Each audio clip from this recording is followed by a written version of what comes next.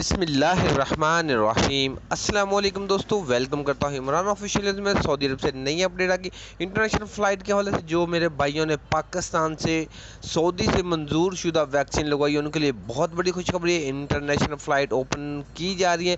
General Bilal Akbar की तरफ से आज अनाउंसमेंट कर दिया है, मुकम्मल तौर पर फ़्लाइट ऑपरेशन बहाल कर दिया गया है। सिर्फ उन लोगों के लिए जिन लोगों ने सऊदी से मंजूर शुदा वैक्सीन लगवाई हुई है, सिर्फ उन लोगों के लिए जिन लोगों ने चाइना वैक्सीन या बूस्टर शॉट लगाई है उनके लिए अभी तक फ़्लाइट ऑपरेशन बहाल करने की इन लोगों ने थोड़ी सी लेट कर दी। लेकिन जिन लोगों ने सऊदी से मंजूर शुदा वैक्सीन लगवाई हुई है अमेरिकन वैक्सीन, उनके लिए फ़्लाइट ऑपरेशन बहाल कर दिया है, उनको टाइम दे दिया है, तारीख मुकर्रर कर दी है।